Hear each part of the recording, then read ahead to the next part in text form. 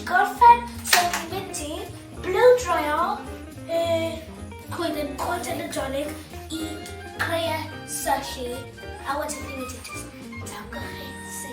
Ni'n mynd i dangos chi yn eiliad.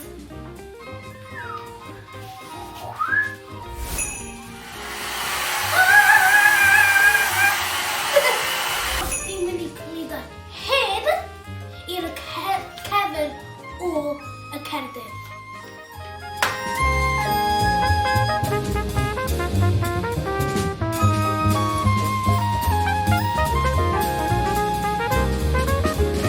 Hyn yn y cerdyn ni wedi gorffen.